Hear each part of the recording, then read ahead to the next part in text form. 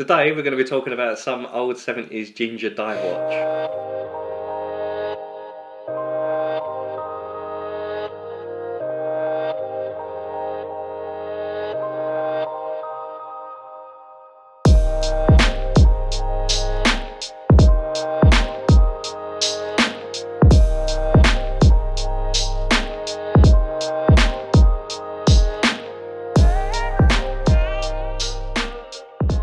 Hello, we're Clockbait. I'm Luke. I'm Anthony. And Ginger Dive Watch is, of course, the Doxa Sub 1200T. We released like a little teaser video. Someone cleverly said we should have called it a clock tease. A clock tease, I like that. Genius. Absolute genius. So yeah, we did that, and some people asked us whether the review's coming. So yeah, we thought we'd do the review now. Firstly, before we crack on, if you haven't already, hit subscribe. We're trying to grow the channel our own way. Slowly. Help us out. If you can. Yeah, do it if you can. But yeah, Doxa. I always I like the idea of Doxa, but until we had this in, I should say this is from Mr. X. If you haven't watched our Mr. X video where he came over and just chucked us loads of watches.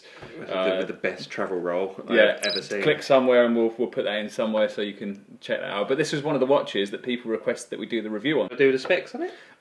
Yeah, okay, so it's a Doxa Sub 1200T. It was a limited edition released last year of 1200 pieces. Okay.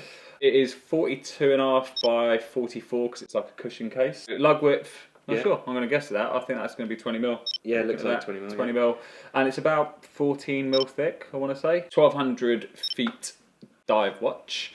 An ETA 2824-2, which basically means it's got a date, 44 hours power reserve. Okay, yeah, it's not too bad. No, it's 2824. What's the crystal? It's 3mm thick sapphire crystal. Oh, nice. It's got a helium escape valve. Yeah. That's pretty much it. Quite a good spec list, actually. It's a really good spec list. I mean, Doxa, they're an interesting company, Swiss-made company. Swiss company. Yeah. Didn't just make the company in Switzerland and bugger off somewhere else. They've been around for years. I think last year was their 130th anniversary. First Doxa Diver was released in 1967, and that's where they really came into their own, because it was kind of marketed as the very world's first purpose-built professional diver's watch, essentially alluding to the fact everything on this is functional, not form. Yeah, I mean, I understand. Don't get me wrong, I don't like the watch. I would never buy the watch. I was wondering why you were so quiet.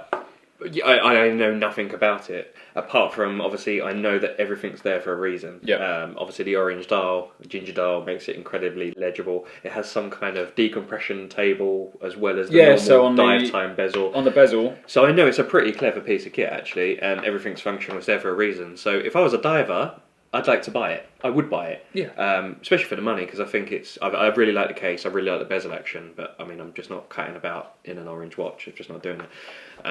But for me, wearing that out and about is like wearing a dive computer out and about. That is what that is. That is solely for diving. Whereas obviously, I know people argue, oh, you've got a Submariner. You've got a sub on.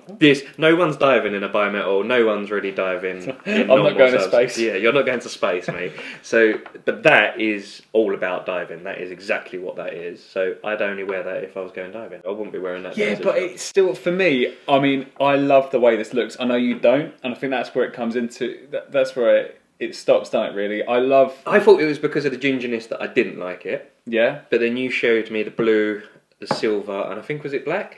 The blue and the silver, I think. Blue and the silver, and they look awful. Oh, the silver's great. No, I think it looks awful. No. It's so 70s, it hurts. It should be driving an old brown Cortina. And I like old brown Cortinas.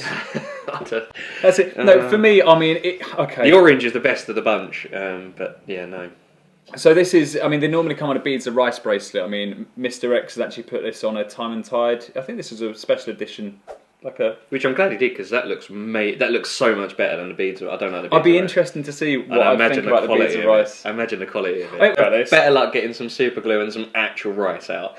I've been wearing this pretty much exclusively for the last week. Yeah. And I really, really like it. I think, okay, you don't like brightly coloured watches, but I think... It's not just that, look at the hands. It's got Jeremy Beadle hands. One's smaller than one hand's bigger than again, it looks so weird. Again, it's functional. If you're underwater, the idea is one's thin, so you can quickly tell by glancing at your wrist which is the hour hand and which is the minute hand.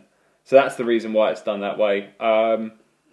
What I will say, the Loom's not great, you know? The Loom's not great for a functional dive watch. So- And like you said, I know you touched it, it has this decompression table on the outside, which is super nerdy. Don't know how it works. Yeah, I'd love to know how it works, but not. So essentially, as you turn, apparently you know when your lungs are going to blow up.